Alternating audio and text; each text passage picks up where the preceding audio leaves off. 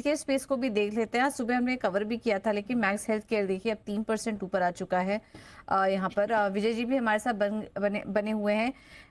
विजय जी, ये पूरा health care space कैसा नजर आ रहा है आपको? कोई स्टॉक है जहाँ पर मौजूदा स्तर पर आप निवेश करने की राय देंगे?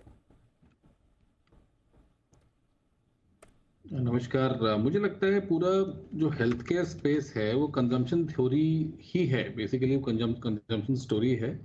और अच्छी संभावना है कि यहाँ पे अगर आप अच्छे कंपनीज को पकड़ें, जैसे मैक्स हेल्थ केयर भी एक अच्छी कंपनी है, अपोलो हॉस्पिटल्स अच्छी कंपनी है।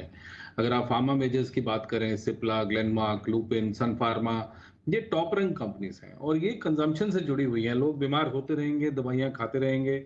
अभी हाल फिलहाल में ट्रम्प साहब के कमेंट्स को लेके थोड़ी सी अटकलें थी, मगर एक बात हमें समझनी होगी कि हालांकि ये सारी कंपनीज के एक्सपोर्ट्स बहुत अच्छे हैं। ट्रम्प साहब चाहते हैं कि यूएस में ही मैन्युफैक्चरिंग सेटअप लगाएंगे, क्योंकि एक बहुत लंबा स्ट्रेटेजिक डिसीजन होगा और आसान नहीं होगा, क्योंकि यूएस में मैन्युफैक्चरिंग सेटअप करना, लेबर कॉस्ट, बहुत सारी दूसरी कॉस्ट जो है, रेगुलेटरी कॉस्ट बहुत हाई है एज कम्पेयर टू इंडिया, जहाँ पे अभी भी जो कॉस्ट ऑफ प्रोडक्शन है या जो मैन्युफैक्चरिंग कॉस्ट है वो बहुत लो है।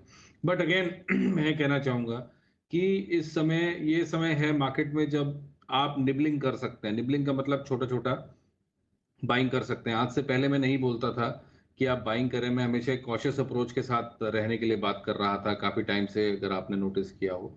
मगर अब मैं कहता हूँ कि जो अच्छे फंडामेंटली स्ट्रॉन्ग कंपनीज़ हैं, हेल्थ केयर सेक्टर भी एक फंडामेंटली स्ट्रॉन्ग कॉन्स्टेंटली चलने वाला सेक्टर है, कि इसके अंदर ऐसा नहीं है कि लोग बीमार होना बंद हो जाएँगे, अस्पताल बंद हो जाएँगे। तो मेरा ये मानना है कि अच्छी कंपनीज़ को जो डेट फ्री कंपनीज़ हैं या कम डेट वाली कंपनीज़ हैं, तो फार्मा और हेल्थ केयर को यहाँ पर हम लोग अपने पोर्टफोलियोज में जोड़ सकते हैं। तो 20-25% की बाइंग भी कर सकते हैं। अगर आपको ₹100 लगाना है तो आप ₹20 ₹25 अभी आप अच्छी कंपनीज में निवेश करना शुरू कर सकते हैं, और थोड़ा नीचे मिलता है और एवरेज करिए। मगर अगर आप एक लुपिन या आप एक सन फार्मा ले रहे हैं या ग्लेनमार्क ले रहे हैं, तो बहुत ज़्यादा डरने की आवश्यकता नहीं है, क्योंकि यहाँ से मुझे लगता है कि जो गिरावट है वो बहुत कम नज़र आती है। अगर आप अपोलो हॉस्पिटल जैसा स्टॉक लेते हैं या मैक्स हेल्थ केयर भी लेते हैं, तो इसमें बहुत ज़्यादा डर नहीं लग रहा अभी। हो सकता है थोड़ी और गिरावट हो, मगर उस गिरावट में लेना है, फंडामेंटली स्ट्रॉन्ग कंपनीज को लेना है। तो मैं दोबारा बोलना चाहता हूँ कि जो बाजार में डर का यूफ़ोरिया है, एक तेज़ी का यूफ़ोरिया होता है, एक डर का यूफ़ोरिया होता है, काफ़ी ज़्यादा है। और जब ऐसा होता है तो हमें पता नहीं लगता कि कब बाजार घूमना शुरू कर देते हैं, क्योंकि बॉटम किसी ने नहीं देखा।